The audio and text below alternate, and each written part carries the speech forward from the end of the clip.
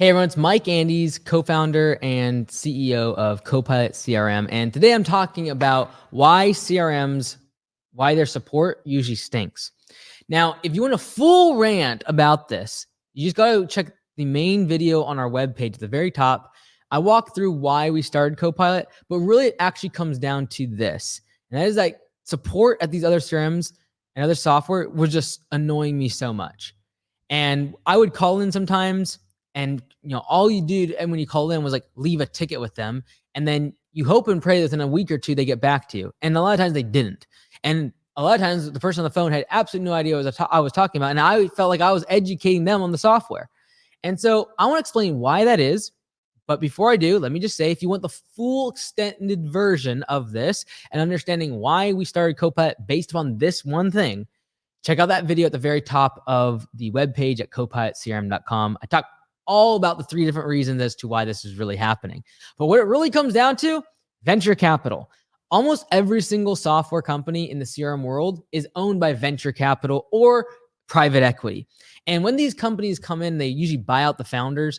They usually gut the support system. They take it down, strip it down. They usually cancel any office spaces and leases so everyone can go remote, and it just makes cheaper for them so they can make more money, which is fine. I'm okay with people making more money. But then at the same time that they're cutting support, cutting innovation, cutting development, cutting any sort of training for us as users, they're also raising the prices.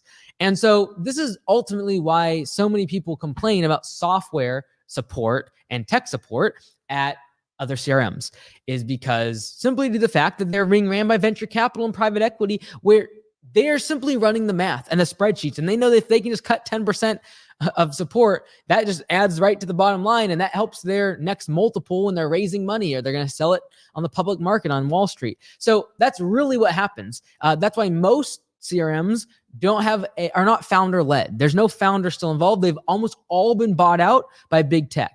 So they've been conglomerated. Whether you look at ServiceTitan that owns like 3 or 4 different CRMs in the home service industry.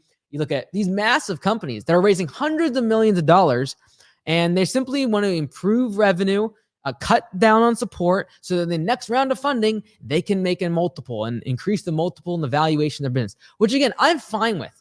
Just make sure that we're getting support and we'll be happy. But at the same time, they're doing all of the shenanigans with raising prices, in making you have contracts where you're locked in for 12 or 24 months.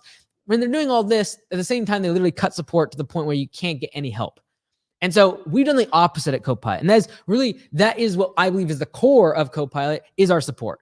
And so we have several things. Number 1, ATC, called air traffic control. Bottom right-hand corner, you get all the chat in the world. Right now, we're open 12 hours a day, 5 days a week. We're looking to expand that all the time, because I ultimately want it to be where anytime you need help is there. And another thing that we do that I don't think anyone else does is Zoom calls, where you can book a live Zoom call with someone from ATC, from the support team, and have a one-on-one live call with them. Furthermore, you can do phone call support in addition to the chat inside of ATC. Now, it's really cool. Something I really like the most is daily support live streams. Every single day, we have a governed time where you can log in and you can simply ask questions to support.